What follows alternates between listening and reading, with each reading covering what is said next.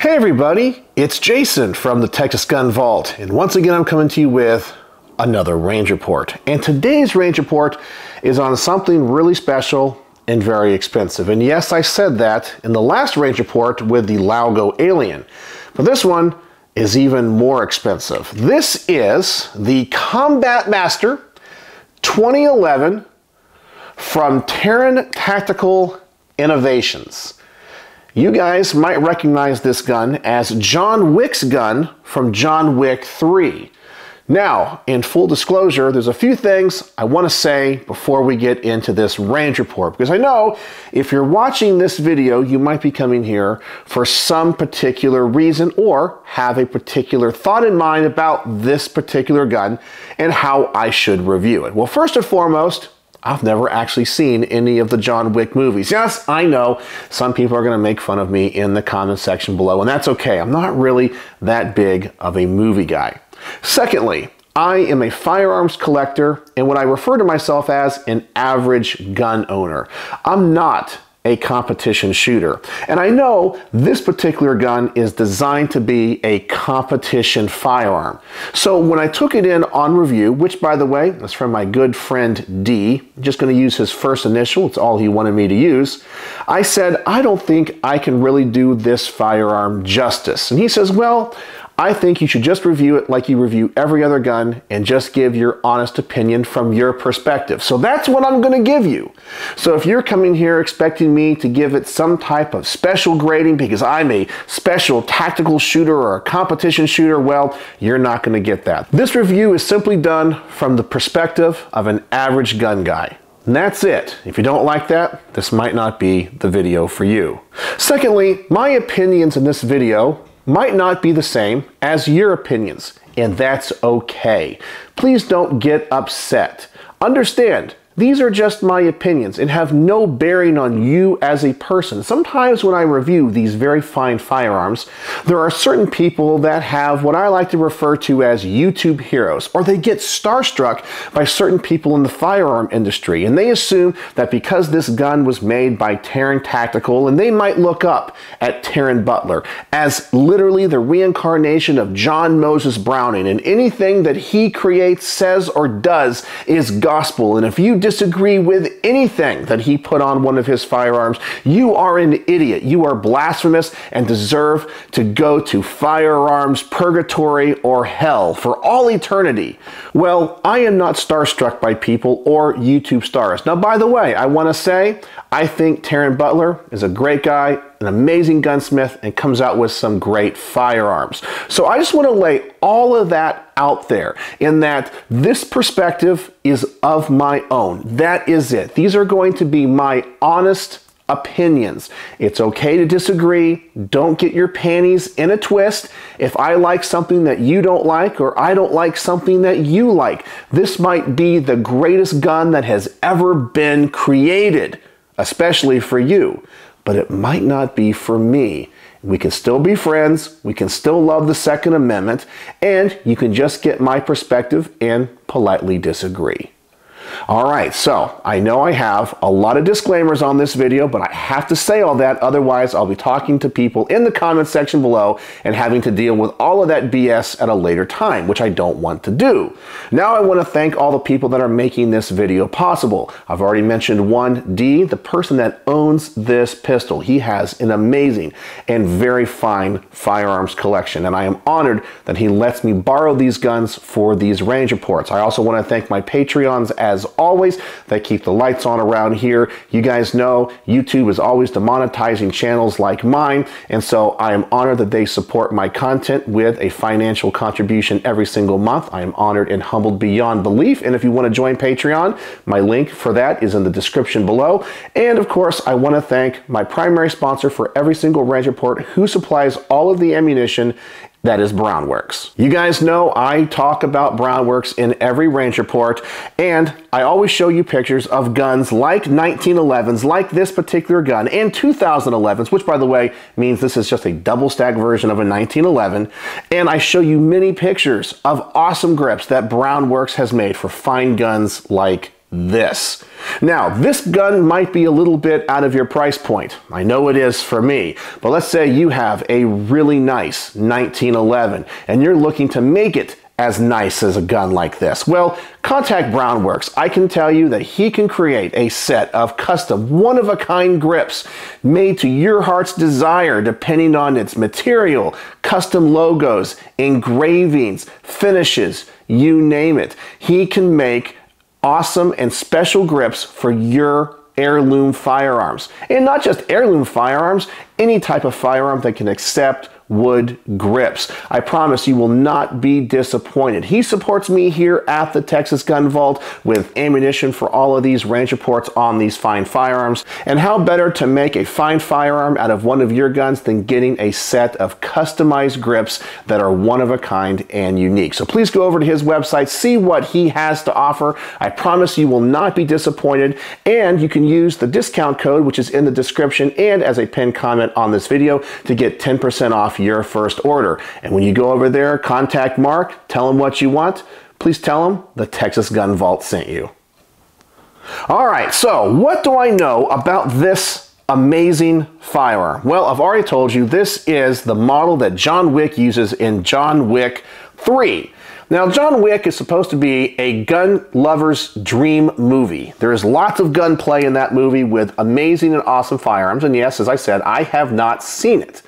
But this gun is supposed to be rather iconic in that movie and plays a front and center role. So that is really cool. I like movie guns and video game guns, so that already makes this kind of cool for me. This essentially is a 2011, and as I said, that means this is a double stack 1911 chambered in 9mm on a STI 1911 platform that Taran Tactical has pretty much upgraded every way that you can imagine.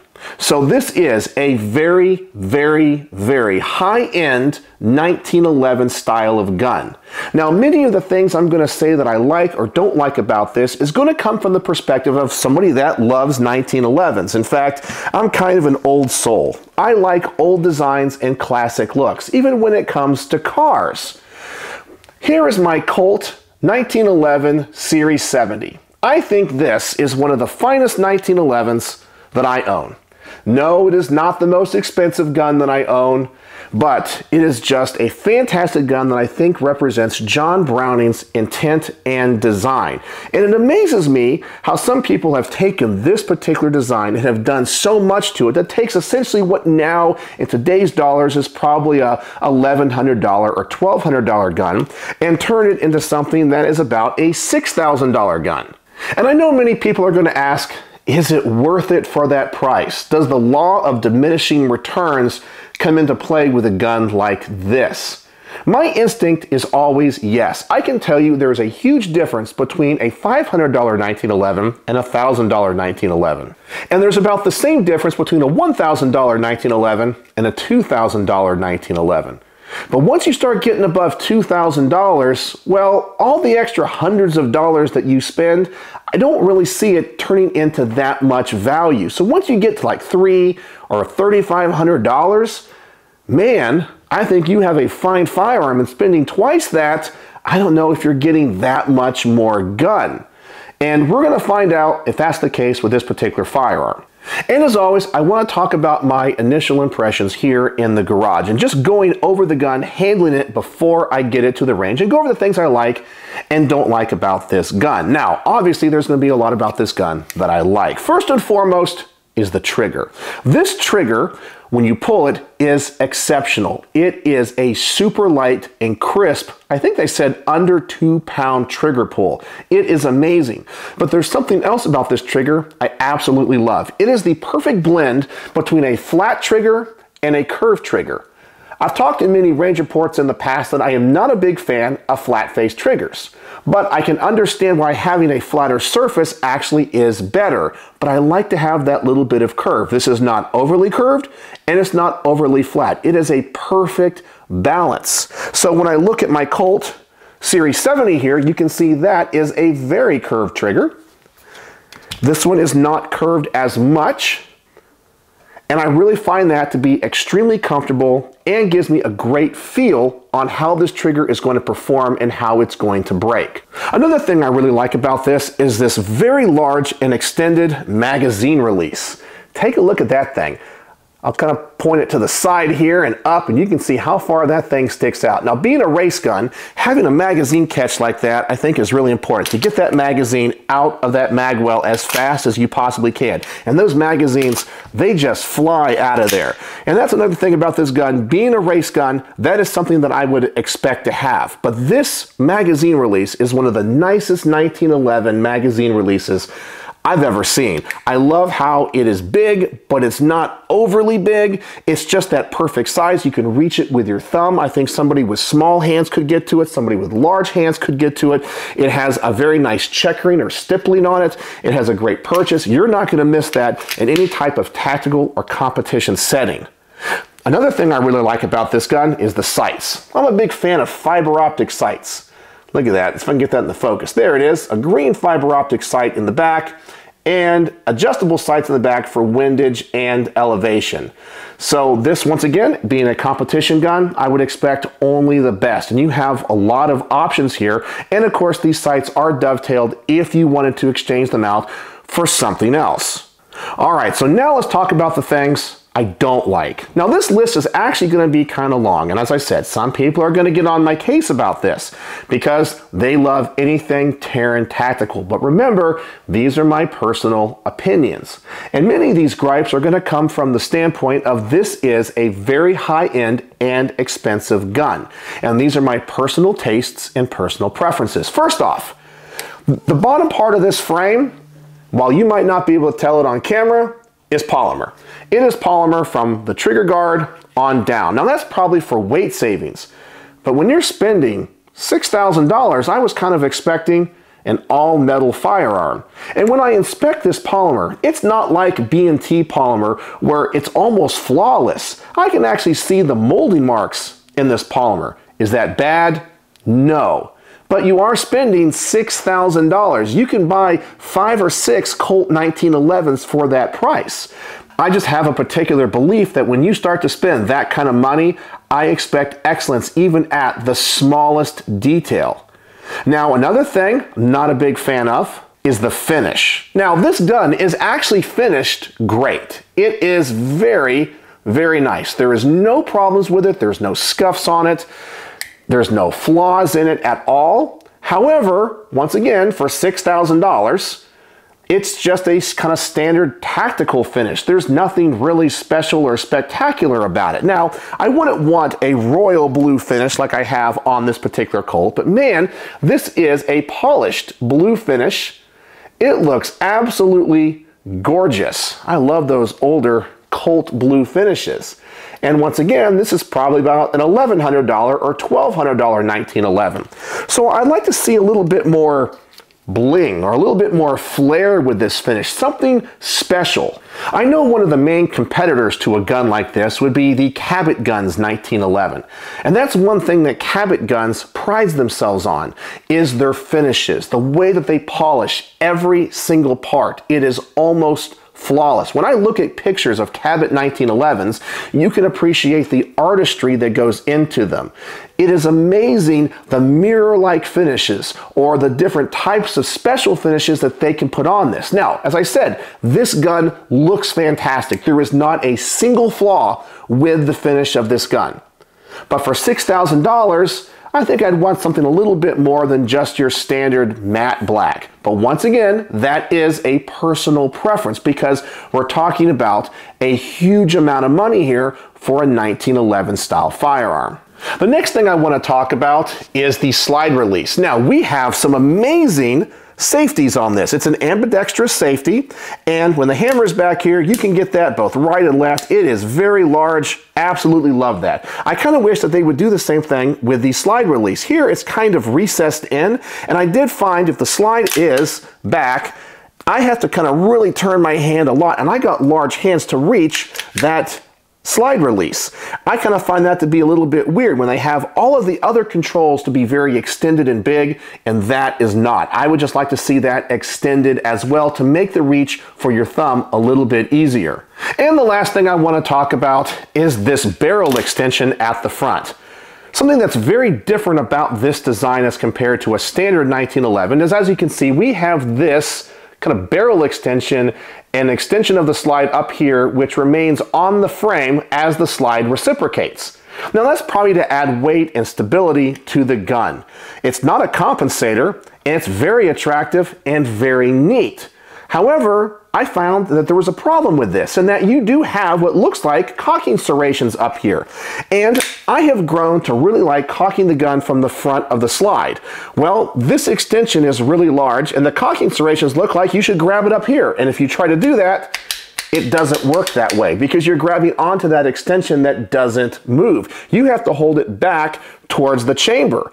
And we have these cutouts on both sides of the slide, and sometimes my fingers get a little bit pinched in there, or if you've been shooting a while, that barrel can get a little bit hot and you're going to touch that barrel. I find that to be a little bit odd. I wish they could redesign that away or have these cocking serrations be a little bit further back on the slide and maybe get rid of that lightning cut.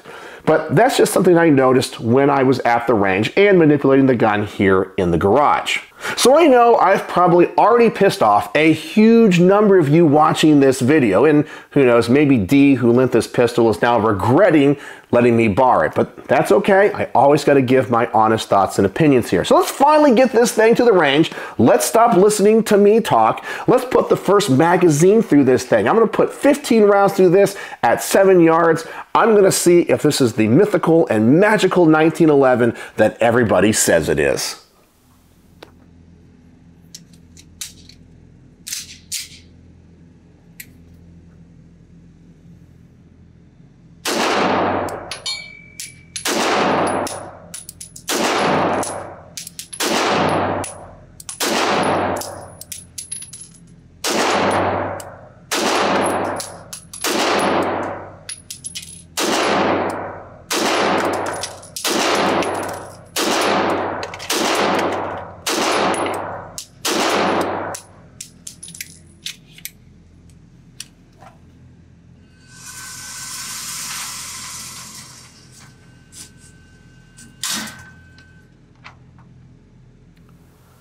So right off the bat, this thing has three great things going for it. Number one, it's very accurate. Well, it is for me.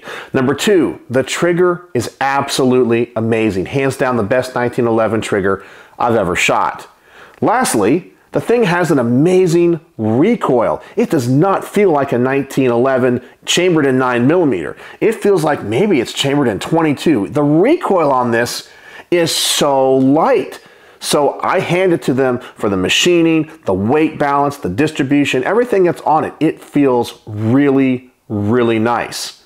But there's something about the recoil that's very surprising, and I was wondering about it here in the garage. And that is, when I do rack this slide, it doesn't really seem like the recoil spring on this gun is very sprung. I barely have to use any energy at all to cycle this action. It almost feels like the recoil spring is just too light. I mean, when I hold this particular Colt 1911, now granted this was chambered in 45 and I rack this, I definitely feel that spring tension because I know this slide is going to be coming back really, really fast.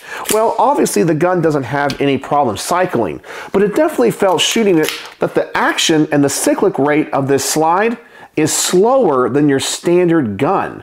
I don't know how that's going to translate into the speed, but it just doesn't seem like it cycles as fast. That slide does not move as quick as I was expecting. I'm not saying that's a bad thing, it's just something that I noticed as compared to shooting other particular firearms. Another thing I noticed when I was loading the magazine for this test, even though the magazine says it can hold 20 rounds, I think some people said it even holds up to 22 rounds, I had a really hard time just hand loading it to 15. The spring on the magazine is extremely stout. So the magazine spring is extremely stout. The recoil spring, not at all. So How does that translate into the gun's overall performance? That has yet to be seen. The guns run great, it's accurate, and feels great in my hand, so I really can't complain. Those are just things that I noticed. All right, so let's take this gun and let's see if I can shoot it at a longer distance. I'm going to set the target out at 15 yards. I'm just going to shoot 10 rounds through this thing. I'm expecting great accuracy. After all, at closer range, it was fantastic.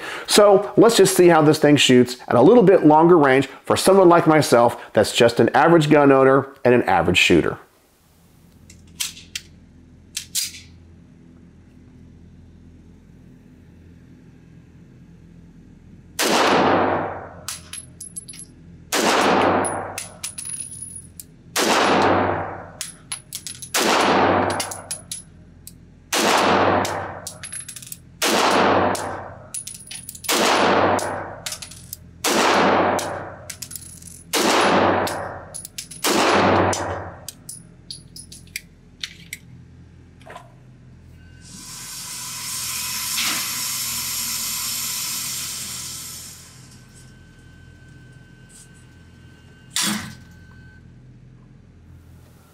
All right, so I'm extremely happy with that group, but unfortunately I'm shooting it a little bit to the left. And I think it has to do with the sights. The front sight here is extremely thin, and the valley in the back of the sight is kind of large. And so when I look through the sights and see the sight picture, I can see a gap between the blade on both the right and the left side in that sight. And that causes me to have a little bit of variation.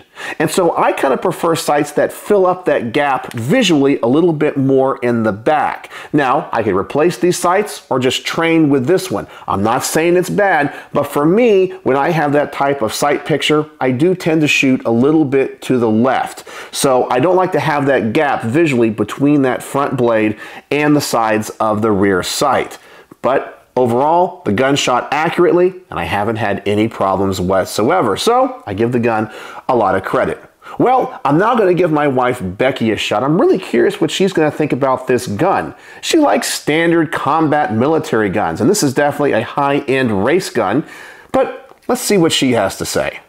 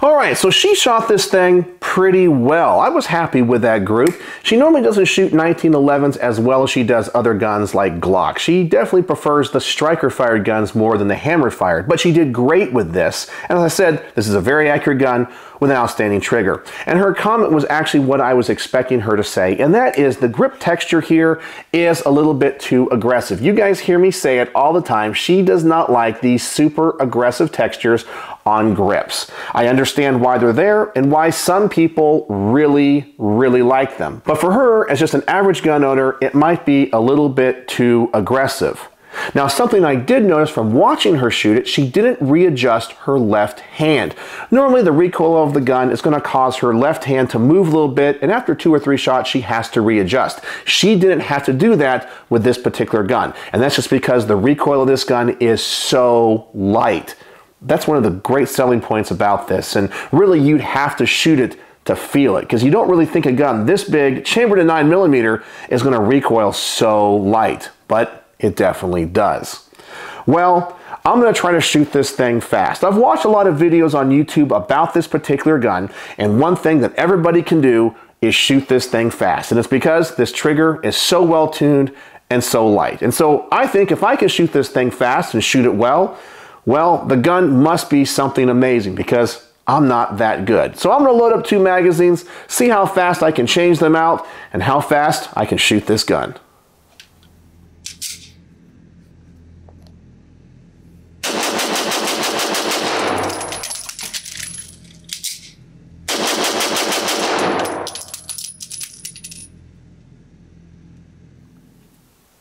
All right, wow, this gun actually makes it look like I can shoot fast. Man, that trigger is absolutely amazing. That is just phenomenal. Just wow, that's all I'm gonna say about that. I don't think I've ever shot a semi-automatic handgun that fast. That was awesome. So you guys saw the results, and that's all I have to say about it.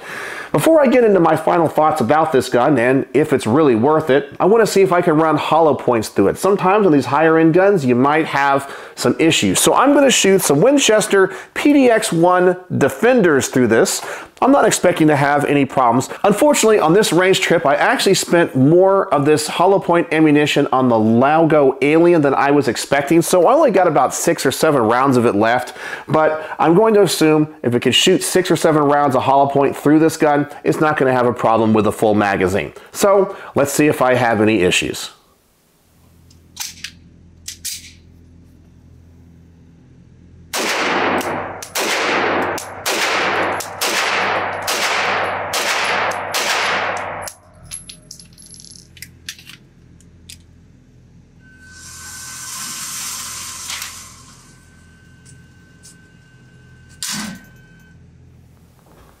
And as expected, it ran flawlessly, which is what I would expect from the reputation of Taran Tactical and this gun and the cost. I would expect this gun out of the box to just be an amazing race gun that is extremely accurate, light recoiling, well built, and on that front, it does not disappoint. I totally understand why this is a premium gun that demands a premium price. I totally get it. And I can definitely see why, if you're a competition shooter and love 1911s, this might be your dream gun. You might look at this and go, wow, that is the pinnacle of John Browning's design. I don't even think John Browning could have imagined how far his design has come. When you look at a classic 1911 like this, and then look over 100 years later at something like this, you definitely see that, well, mechanically it might be the same, but man, have we come a long way. So now, is this gun worth the price? Well, remember, this is going to be my opinion. And for me, the answer, unfortunately, is no. And here's why. I definitely appreciate this gun. I can see everything that goes into it. I understand how well it shoots. I understand the time the master gunsmith put into creating this arguably masterpiece of a firearm. However, when I compare it to what I see on the market in this price point, I'm not as impressed as I thought I would be. And as I mentioned in the opening of this video, there is that law of diminishing returns. What would I personally pay for this gun? Well, I definitely personally think this is a $3,500 or $4,000 1911. Hands down, no problem. The craftsmanship, the design, the quality is off the chart. As a firearm, this gun is 5 out of 5 stars. But when you start to get north of $5,000, north of $5,500, I guess I'm expecting something that's going to be life-changing at that price. I mean, we're starting to talk about entry-level machine gun prices at that point. Well, maybe not in today's dollars, but about 5 or 6 years ago, you might have been able to get into a transferable machine gun for about $6,000. So you're talking about something that costs as much as maybe a really cheap transferable machine gun. And it doesn't wow me. It doesn't make me go, wow, that is just absolutely incredible. But I have to admit, it is a fantastic gun. One of the nicest 1911s I've ever shot. It might not be my style, as I prefer the classics. but I can definitely appreciate it and understand why so many people want it. I can understand why it was featured in a John Wick movie. And I understand why it's the dream gun of so many people. But for me, it just doesn't scratch that itch. I don't look at this and go, wow, this is something that I absolutely have to have. But it's nice. So, once again, I'm going to give you 2 ratings on this. As a firearm, how do I rate this on my star system? Personally, I'm going to rate it 4.5 stars out of 5. I did have those minor gripes about it, which I talked about in the beginning of the video, but the gun runs flawlessly. It is definitely a fine firearm. There is no doubt about that.